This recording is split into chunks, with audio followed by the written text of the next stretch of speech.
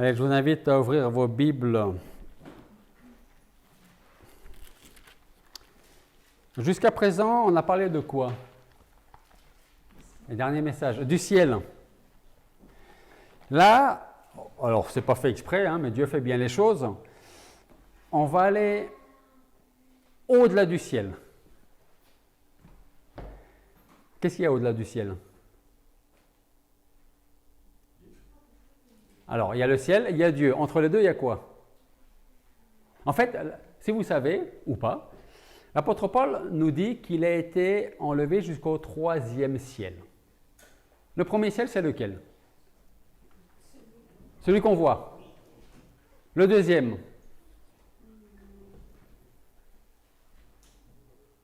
C'est l'univers. Et le troisième, c'est là où demeure Dieu. OK? Bien sûr, on ne peut pas enfermer Dieu dans le 3e ciel, il est partout. Okay. Donc, on va aller au-delà du premier ciel. Donc, on va où? Dans l'espace. Plus exactement, dans les étoiles. OK? Et une première question.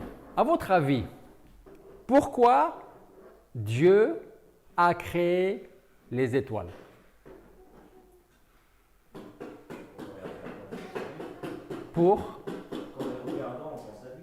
Pour penser à lui en les regardant, donc la création. OK. Quoi d'autre? Alors, pour nous guider, pour éclairer la terre d'une certaine façon. Oui, tout à fait. Est-ce qu'il y a autre chose, selon vous? Oui, nous donne la vie parce que le soleil, c'est une étoile que s'il n'y avait plus de soleil, la terre disparaît. C'est vrai aussi. Alors, on va aller dans Genèse chapitre 1. Et nous allons lire les 18 premiers versets. Genèse chapitre 1, versets 1 à 18.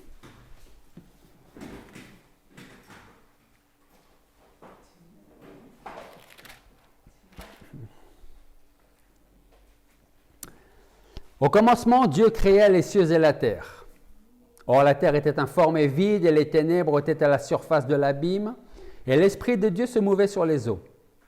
Et Dieu dit, que la lumière soit, et la lumière fut.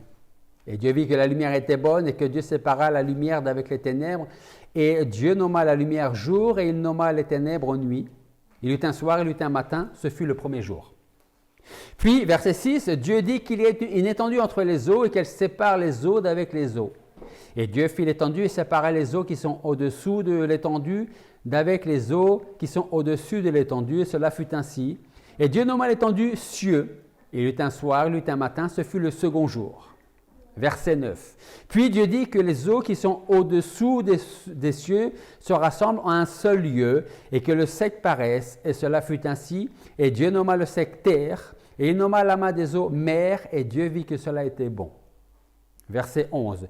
Dieu dit que la terre pousse de la végétation, des herbes portant semences, des arbres fruitiers portant du fruit selon leur espèce, qui est leur semence en eux-mêmes sur la terre, et cela fut ainsi. Et la terre produisit de la végétation, des herbes portant semences selon leur espèce, et des arbres portant du fruit qui avaient leur semence en eux-mêmes selon leur espèce. Et Dieu vit que cela était bon. Il eut un soir, il eut un matin, ce fut le 3e jour. Verset 14. Puis Dieu dit qu'il y ait des luminaires dans l'étendue des cieux pour séparer le jour d'avec la nuit, et qu'ils servent de signe pour les saisons, et pour les jours, et pour les années. Et qu'ils servent de luminaires dans l'étendue des cieux pour éclairer la terre, et cela fut ainsi. Et Dieu fit 2 grands luminaires, le grand luminaire pour dominer sur le jour, et le petit luminaire pour dominer sur la nuit. Il fit aussi les étoiles. Et Dieu les mit dans l'étendue des cieux pour éclairer la terre et pour dominer sur le jour et sur la nuit, et pour séparer la lumière d'avec les ténèbres, et Dieu vit que cela était bon. Prions. Père Céleste, nous voulons te remercier parce que ce matin, tu nous permets encore d'être là dans ta maison, avec ta parole entre les mains que nous pouvons ouvrir. Et pour cela, nous voulons te remercier pour la liberté que nous avons de pouvoir nous réunir. Et en même temps, nous voulons prier, penser à tous nos frères et sœurs à travers le monde qui n'ont pas cette possibilité, qui risquent leur vie en se réunissant en ton nom. Que tu veuilles les bénir, Seigneur, les encourager, les fortifier. Merci de nous préparer spirituellement maintenant pour recevoir ton enseignement. Parle-nous à travers ta parole.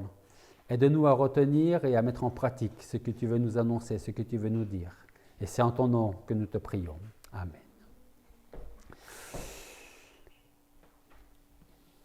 Je crois que, après avoir lu ce passage, Dieu n'a pas seulement créé les étoiles pour donner de la lumière durant la nuit ou pour guider les marins, même si c'est vrai. Mais la parole de Dieu mentionne les étoiles plus de combien de fois dans la Bible, à votre avis? Plus de 50 fois. Dieu, dans sa parole, nous parle à plus de 50 fois des étoiles. Et si c'est ce qui est fait, alors c'est pour de bonnes raisons. Tout d'abord, premièrement, pourquoi Dieu a-t-il créé les étoiles? Je pense, premièrement, pour montrer sa grandeur. Si nous reprenons le verset 16 de notre passage, nous lisons « Dieu fit les deux grands luminaires, donc le soleil et la lune, le grand luminaire pour dominer sur le jour, soleil, le petit luminaire pour dominer sur la nuit, la lune, et il fit aussi les étoiles. » Nous remarquerons que seulement 5 mots sont utilisés pour parler de cette grande création que sont les étoiles. Dans le texte original, seuls 2 mots sont utilisés pour parler de cette création. Et en étudiant les différents passages qui nous parlent d'étoiles, quasiment tous nous révèlent en premier lieu la grandeur de Dieu. David, par exemple, nous dit, dans 1 roi 8, 27, c'est son fils, Salomon. En tout cas, David nous dit dans le psaume, « Les cieux racontent la gloire de Dieu, et l'étendue manifeste l'œuvre de ses mains. » Donc d'un côté, vous avez le Père, David, qui dit « Les cieux racontent la gloire de Dieu et l'étendue manifeste l'œuvre de ses mains. » Et son fils Salomon, d'un autre côté, en 1 roi 8, 27, dit « Mais serait-il vrai que Dieu habita sur la terre? Voici les cieux, même les cieux des cieux ne peuvent le contenir. » Job, quant à lui, nous dit, en Job 9, versets 7 à 10. Job 9, versets 7 à 10. Qu'est-ce que nous dit Job? Eh bien, Job nous dit que Dieu parle au soleil et le soleil ne se lève pas. Il met un sceau sur les étoiles. Seul, il étend les cieux et il marche sur les hauteurs de la mer. Il a créé la grande ourse, l'Orion, les Pléiades, les régions cachées du Midi. Il fait de grandes choses qu'on ne peut sonder, de merveilleuses choses qu'on ne peut compter. Vous avez déjà essayé de compter les étoiles lors d'une nuit bien étoilée, bien dégagée, sans pollution nocturne? On se perd vite, hein? En tout cas, Job a raison de dire que nous ne pouvons pas compter les étoiles. En tout cas, une chose est certaine, c'est que celui qui a créé les étoiles et qui les a placées dans l'univers là où lui voulait qu'elles soient, à qui il a donné un nom à chacune. Et le Seigneur sait exactement quel est le nombre d'étoiles qu'il y a dans tout l'univers. Celles qu'on connaît et celles qu'on ne connaîtra jamais. Il leur donne à chacune d'entre elles, un nom. Le psaume 147, versets 4 et 5, psaume 147, versets 4 et 5 nous dit « Il compte le nombre des étoiles, il les appelle toutes par leur nom. Notre Seigneur est grand et d'une grande puissance, son intelligence est infinie. » Donc je pense que nous avons les étoiles aujourd'hui qui nous montrent la grandeur de Dieu, la grandeur de sa création. Et à l'inverse, c'est mon deuxième point. Les étoiles, si d'un côté montrent la grandeur de Dieu, de l'autre côté, elles montrent quoi? Nous concernant. Notre petitesse. Hein? Chacun d'entre nous, je pense, a déjà contemplé une nuit étoilée. C'est arrivé à tout le monde. Vous avez eu ce privilège, on en a de moins en moins avec toute la lumière. Hein? Quand nous prenons le temps de contempler toute cette création, alors notre cœur nous dit que nous sommes tellement petits en face de tout ce qu'on peut voir et de tout ce qu'on ne voit pas, mais qu'on peut imaginer. Le roi David le savait déjà dans son cœur lorsqu'il nous dit dans le psaume 8, versets 4 et 5, psaume 8, versets 4 et 5, David, il dit, « Quand je regarde tes cieux, l'ouvrage de tes doigts, la lune et les étoiles que tu as formées. Alors moi, David, je dis, qu'est-ce que l'homme pour que tu te souviennes de lui et le Fils de l'homme pour que tu prennes garde à lui ?» On peut avoir l'impression que nous sommes importants, qu'on a beaucoup de valeur, mais tout ça, ça disparaît quand on se met à côté de l'univers, des étoiles, de la création de Dieu. David le dit, je regarde les cieux, l'ouvrage de tes doigts, la lune, les étoiles que tu as formées, et je me dis, mais qu'est-ce que je suis pour que tu te souviennes de moi? Qu'est-ce que j'ai fait pour qu'un jour tu regardes vers moi? Et vous savez, il y a une chose très contradictoire dans la nature de l'homme. Si nous prenons la taille de l'homme et que nous la comparons à la taille de la terre, nous nous rendrons vite compte que l'homme n'est qu'un grain de poussière. Si nous continuons à comparer notre taille d'homme avec la taille de l'univers, alors nous pouvons dire que l'homme n'est tout simplement rien du tout. Okay? Pourtant, tout en sachant que nous ne sommes rien, on a toujours une espèce d'arrogance, d'orgueil, qui se dresse contre le Créateur de ce monde et de l'univers. Ésaïe compare les nations de la terre à une goutte d'eau. Elles sont comme de la poussière sur une balance, nous dit Ésaïe. Ça veut dire quoi? Insignifiant. Prenez une balance, mettez un peu de poussière dessus, vous allez voir si la balance bouge ou pas. Pourtant, le grand Dieu de l'univers, le Créateur de toutes choses, prend garde à cette poussière insignifiante que nous sommes. C'est pour cela qu'il nous a donné son Fils Jésus-Christ sur la croix. Donc d'un côté, il y a la grandeur de Dieu, de l'autre côté, il y a notre petitesse. Et je pense que Dieu a aussi créé l'univers pour, troisièmement, nous enlever toute excuse. Qu'est-ce que ça veut dire? Si Dieu a créé les étoiles, c'est aussi pour rendre témoignage que Dieu est vrai. Ceux qui nient l'existence de Dieu nient de la même manière l'existence de leur Créateur. Pourtant, les étoiles sont là pour nous rendre inexcusables. C'est ce que l'apôtre Paul nous dit en Romains chapitre 1. Regardez Romains chapitre 1, versets 18 à 20. Romains chapitre 1, versets 18 à 20. Qu'est-ce que Paul nous dit? Il dit « Car la colère de Dieu se déclare du ciel contre toute l'impiété et l'injustice des hommes qui retiennent la vérité dans l'injustice. Parce que ce qu'on peut connaître de Dieu est manifesté parmi eux, car Dieu le leur a manifesté.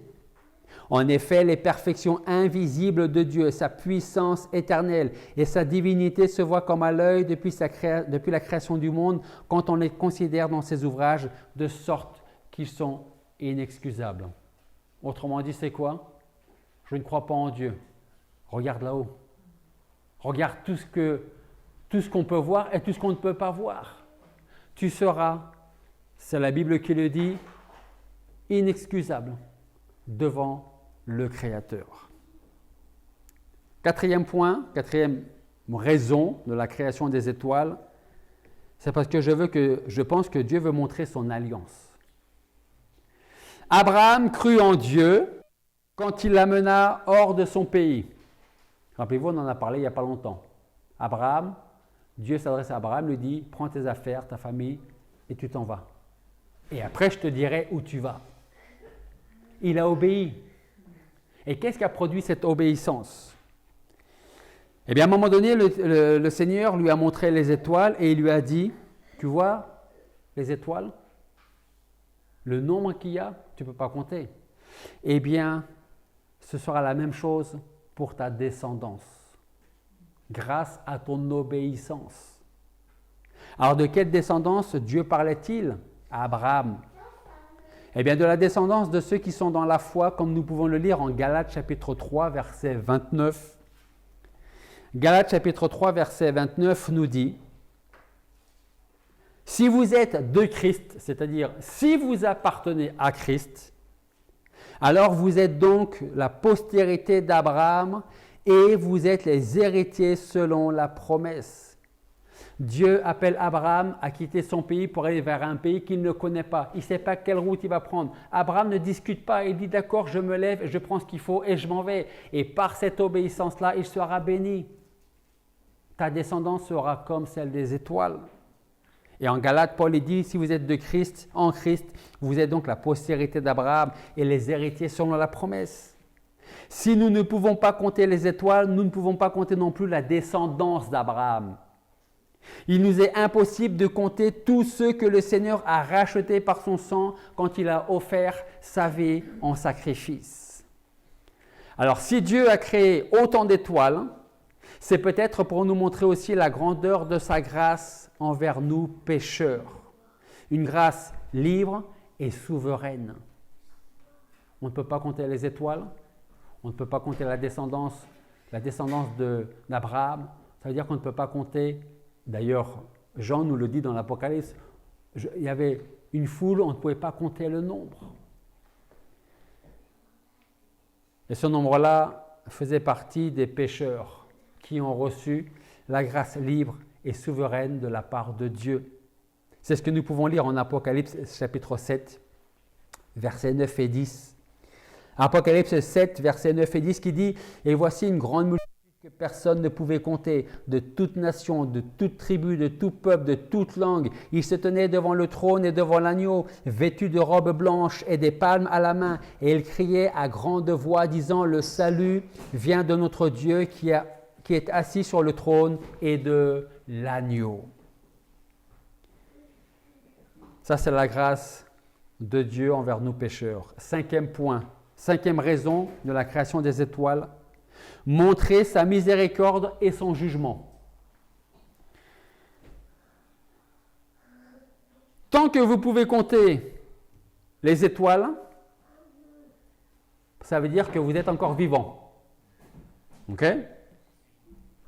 Et si vous êtes toujours vivant, c'est que vous êtes encore, pour l'instant en tout cas, sous la grâce de Dieu. Vivant, donc encore sous la grâce de Dieu. Mais un jour, vos yeux, nos yeux, les miens, ne verront plus la lumière des étoiles. Ou parce que nous aurons fini notre vie ici-bas, ou parce que le Seigneur sera revenu pour rendre son jugement. Et Ésaïe nous dit, en Ésaïe chapitre 13, versets 9 à 11, « Voici le jour de l'Éternel arrive, un jour cruel, jour de fureur et d'ardente colère, qui réduira le pays en désolation et en exterminera les pécheurs. Car les étoiles du ciel et leurs astres ne feront pas briller leur lumière. Le soleil s'obscurira dès son lever, et la lune ne fera point luire sa clarté. Et je punirai la terre de sa malice et les méchants de leur iniquité. Je mettrai fin à l'orgueil des superbes et j'abattrai l'insolence des oppresseurs. » Alors je ne peux que vous encourager à regarder une fois encore le ciel étoilé et à vous tourner vers votre Créateur afin de le connaître personnellement. Et avant que ce jour de terreur, ce jour cruel, pour reprendre les paroles d'Ésaïe, arrive. Reconnaissez la grandeur de Dieu et votre petitesse, sa grandeur, sa grâce et votre péché. Et dites-lui tout simplement, j'ai péché contre toi seul, pardonne-moi, je te demande pardon. Sixième point, la création des étoiles, c'est pour nous donner l'assurance de la résurrection. Quel est le rapport entre la résurrection et les étoiles ? Eh bien, Dieu utilise les étoiles pour nous enseigner qu'il y a une résurrection des morts. Regardez 1 Corinthiens chapitre 15, versets 41 et 42. 1 Corinthiens chapitre 15, versets 41 et 42.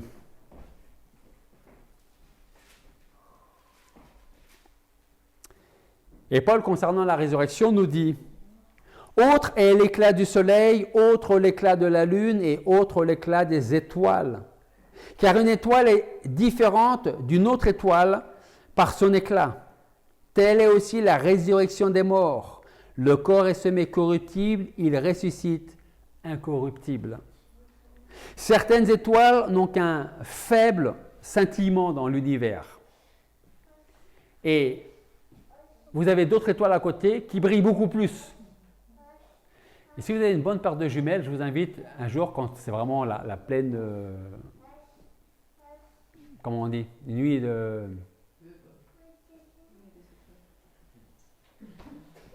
Quand il y a beaucoup d'étoiles, et qu'il n'y a pas beaucoup de lumière, si vous avez une bonne paire de jumelles, regardez les étoiles. Si vous avez une bonne paire de jumelles, vous pouvez même voir, ça n'a rien à voir avec les étoiles, mais c'est quand même dans la création, vous pouvez voir Saturne avec les anneaux. Avec une bonne paire de jumelles quand Saturne est bien proche. En tout cas, c'est pour vous dire que vous avez des étoiles qui sont faibles et des étoiles qui brillent plus que d'autres dans l'univers. Et bien de la même manière, si notre corps est faible ici-bas, dans ce grand monde dans lequel nous vivons, un jour il sera incorruptible et la gloire de Dieu resplendira à travers lui. Ce jour viendra aussi certainement que les étoiles apparaissent une nuit sans nuages. Mais ce jour-là, ce ne sera que pour ceux qui auront mis leur foi en Jésus-Christ. L'avant-dernier point, le 7e point, c'est de nous assurer la glorification. Une autre réponse à la question pourquoi Dieu a créé les étoiles se trouve en Daniel chapitre 12, versets 2 et 3, dans lequel nous pouvons lire Daniel chapitre 12, versets 2 et 3. Plusieurs de ceux qui dorment dans la poussière de la terre se réveilleront, les uns pour la vie éternelle, les autres pour l'opprobre et une infamie éternelle. Ceux qui auront été intelligents brilleront comme la splendeur de l'étendue, et ceux qui auront amené plusieurs à la justice brilleront comme des étoiles à toujours et à perpétuité. La résurrection est une chose certaine, même si certains ne veulent pas y croire. Et je crois que Dieu utilise l'image des étoiles pour nous parler de la résurrection glorieuse qui attend tous ceux qui se sont tournés vers Jésus-Christ. Alors, si Dieu a rempli le ciel avec l'éclat des étoiles, c'est pour nous faire prendre conscience de la gloire qui sera un jour révélée en nous. Le 8e point, 8e et dernier point, c'est pour manifester son Fils bien-aimé. Nombre chapitre 24, versets 16 et 17. Nombre chapitre 24, versets 16 et 17. Nous lisons. Oracle de celui qui entend les paroles de Dieu, qui connaît la science du Très-Haut, qui voit la vision du Tout-Puissant, qui se prosterne et dont les yeux sont ouverts. Je le vois, mais non maintenant. Je le contemple, mais non de près. Une étoile est sortie de Jacob et un sceptre s'est élevé d'Israël. Cette étoile qui est sortie de Jacob, c'est Jésus-Christ. Les étoiles sont enfin présentes pour nous parler de la personne et de l'œuvre du Seigneur Jésus-Christ. Christ paraîtra un jour pour juger ce monde, mais il s'approchera également de son peuple, celui qu'il a racheté pour apporter sa lumière. Et c'est là qu'on comprend mieux Apocalypse chapitre 22, versets 16 et 17, qui dit « Moi, Jésus, j'ai envoyé mon ange pour vous rendre témoignage de ces choses dans les églises. Je suis le rejeton de la postérité de David, l'étoile brillante du matin. L'esprit et l'épouse disent « Viens ». Que celui qui l'entende dise aussi « Viens ». Que celui qui a soif vienne, que celui qui voudra de l'eau vive en reçoive gratuitement. Qu'est-ce que nous relevons dans ce passage d'Apocalypse? Il est l'étoile brillante du matin. Alors approchez-vous, approchons-nous de celui qui se nomme l'étoile brillante du matin. Il est le seul par qui vous pouvez recevoir le salut de Dieu. C'est lui qui est mort sur la croix pour vous. C'est lui qui est ressuscité pour vous aussi, pour qu'un jour, vous puissiez vous aussi ressusciter et vivre éternellement avec lui. L'étoile brillante du matin. Prions. Père Céleste, nous voulons te remercier parce que nous avons cette ferme assurance que tu es là, que tu veilles sur nous, que tu prends soin de nous. C'est toi qui as donné ta vie sur la croix en sacrifice. Et un jour, tu viendras nous chercher. Tu n'oublieras aucun de tes enfants. Et alors, comme les étoiles, nous brillerons dans ton royaume. Et nous pourrons le faire, l'être, parce que tu nous as aimés, tu nous as sauvés, tu nous as accordé ton salut. Alors je veux te prier pour tous ceux qui ne te connaissent pas personnellement comme Seigneur et Sauveur, que tu veuilles parler dans leur vie, dans leur cœur, que ce soit ici à l'église ou ceux qui vont suivre la prédication sur Internet. Merci de continuer à nous parler, à nous transformer toujours plus à ton image et être agréable à Dieu notre Père. Merci donc de bénir chaque personne ici présente, Seigneur, pour ta gloire. Et c'est en ton nom que nous te prions. Amen.